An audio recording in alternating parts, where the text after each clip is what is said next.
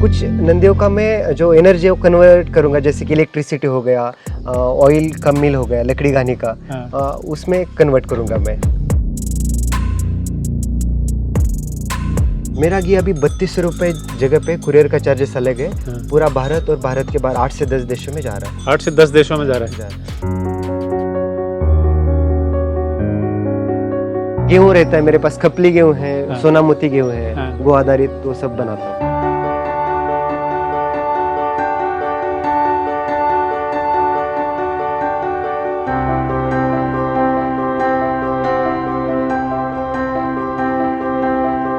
ये महाराष्ट्र के बेहद ऊर्जावान और मेहनती नौजवान हैं। इनका नाम है सचिन जगन्नाथ ताम्हाड़े। सचिन से मिलने के लिए माटी इंडिया और डेयरी एग्री कंसल्टेंट की टीम पुणे के इंदापुर से होते हुए सातारा की ओर आगे बढ़ी। जैसे ही हम इस पुल पर पहुंचे, हैरान रह गए। इस पुल पर दोनों तरफ कोई भी सपोर्ट नहीं था। यहाँ से गुजरने में काफी डर महसूस हुआ, लेकिन हमने हिम्मत बनाए रखी।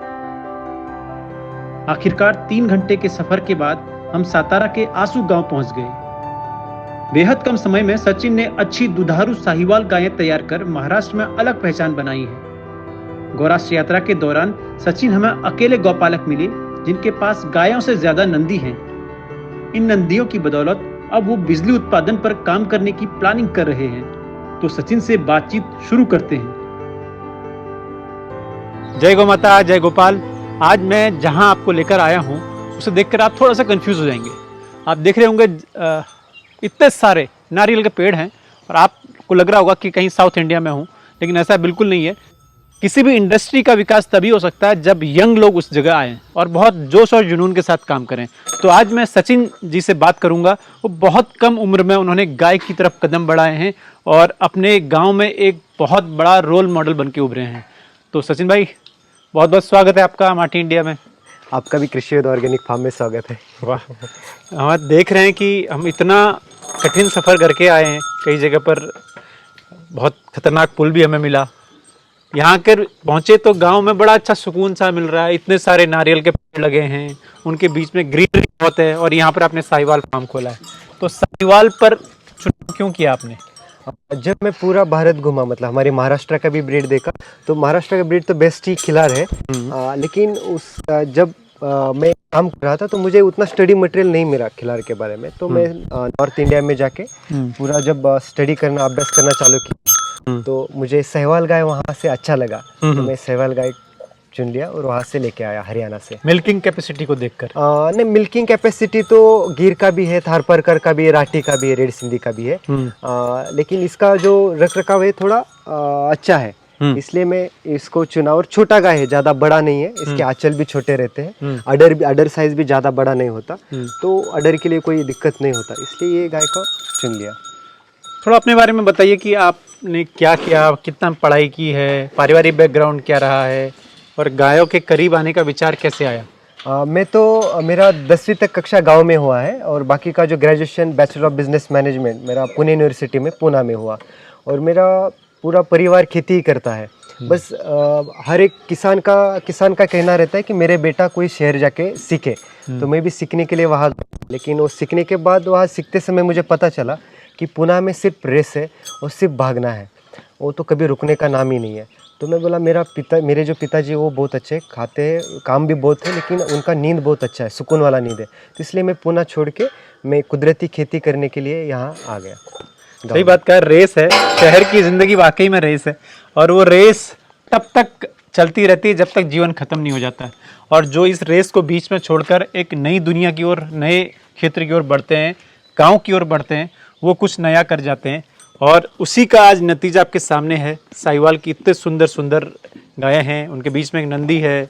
अपनी रूट को, जो खिल्लार यहाँ की नस्ल है, खिल्लार का भी एक हम देख रहे हैं, एक बछड़ी आपने रखी हुई है, तो खिल्लार भी रख ली और एक कुछ गिर सा भी दिख रहा है। और तो अभी आपने गायें ले आए, तो फिर गाय का अभी क्या स्थिति है? अभी है आपके पास? मैं आते समय 8 गाय लेके आया था।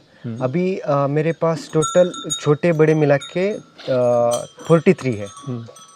उसमें से नंदी मेरे पास 16-17 नंदी है और बड़ी गाय जो है वो 16 है।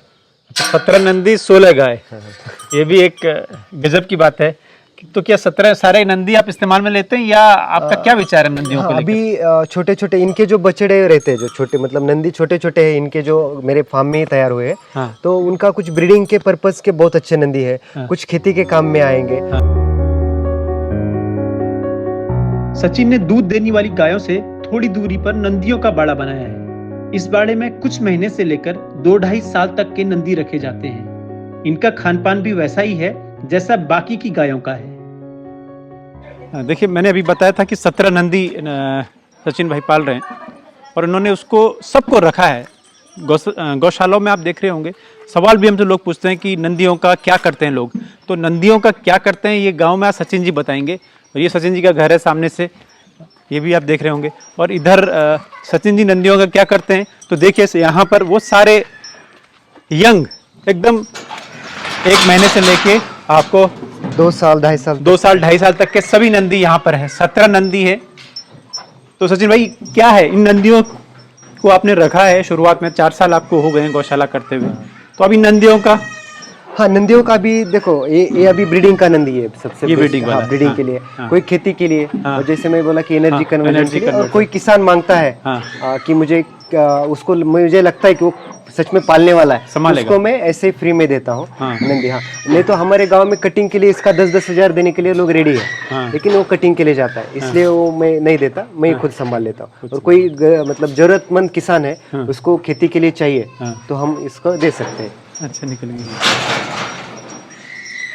वाह, बहुत अच्छी बात है। देखिए कितने सुंदर सुंदर हैं, कुछ का तो सेहत बहुत अच्छी है। ये देखिए, क्या भाई क्यों मार रही हो? हाँ तो अच्छा, बछड़ियाँ भी और कितनी हैं? हाँ, बछड़िया 10 बछड़िया है, 10 छोटी बछड़ियाँ। बछड़िया। हाँ, अच्छा, तो अभी इन नंदियों के खिलाने पे क्या क्या आप करते हैं, क्या क्या खिलाते पूरा हैं इनको? जो हम गाय को खिलाते हैं वही हम Same। चारा खिलाते हैं। हाँ। उसको हम लकड़ी घानी का जो केक निकलता है, जैसे मूंगफली का हो, तिल का, हाँ। कोकोनट का, ये सब खिलाते हैं। अच्छा अच्छा, क्या आप, क्योंकि आपको तो मुझे लगता है कि आयुर्वेद का भी समझ है, क्या बछड़ियों का, नंदियों का, इन सब के गौमूत्र का, या गाय के गौमूत्र का, नंदी के गौमूत्र का, सबका अलग अलग इस्तेमाल है? हाँ, अलग अलग महत्व है। अच्छा। जैसे कि नंदी का जो गोमूत्र अर्क है, इनफर्टिलिटी के लिए, एनर्जी के लिए बहुत अच्छा चलता है। अच्छा। हाँ, हाँ। और कुछ मतलब पुराने उसमें आजार है कोई, तो इसमें ये नंदी का गोमूत्र अच्छा चलता है। अच्छा, लोग आपसे आते हैं ये गौमूत्र हाँ, खरीदने? लेते हैं, हाँ लेते हैं।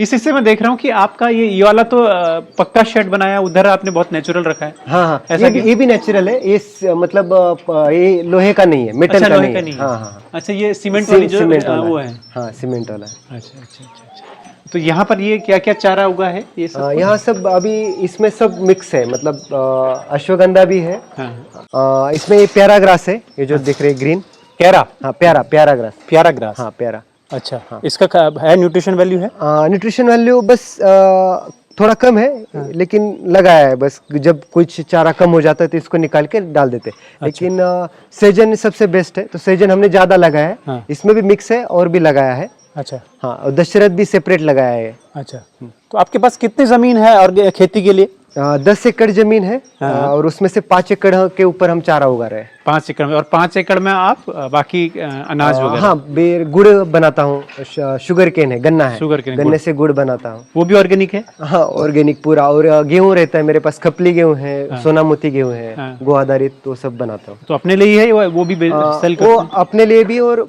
डिमांड आता है तो वो सेल करता हूँ मैं। अच्छा। दालें भी है कुछ। अच्छा, तो बहुत बढ़िया सचिन भाई, आज यात्रा जरूर लंबी करके पहुंचे आप तक, लेकिन कहीं ना कहीं आपकी बातें और आपकी जानकारी और आपने जो करके दिखाया है वो बहुत सारे लोगों के लिए इंस्पिरेशन का काम करेगा।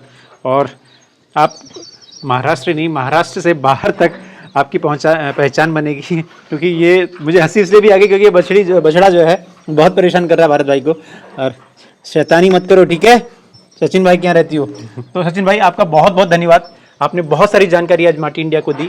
हम ईश्वर से प्रार्थना करेंगे आपके जितना भी विज़न है, जितनी भी आपका ख्वाहिशें हैं, जो भी आपने सोचा है, वो सारी बातें पूर्ण हों। धन्यवाद जी, शुक्रिया। साथ ले चलो, सब्सक्राइबर सब ले चलेंगे। प्यारे के भी साथ चलो।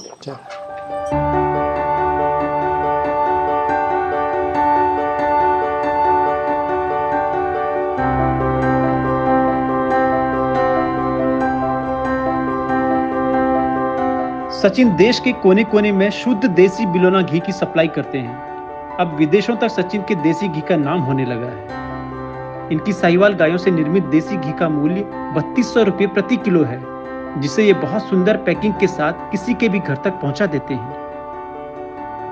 महाराष्ट्र के इस युवा से आपको ये मुलाकात कैसी लगी, कमेंट करके जरूर बताइएगा। जो लोग माटी इंडिया पर पहली बार आए हैं वो चैनल को सब्सक्राइब कर बेल आइकन भी जरूर दबाएं। अब अपने दोस्त रोहित बिष्ट को इजाजत दीजिए। जय गौ माता।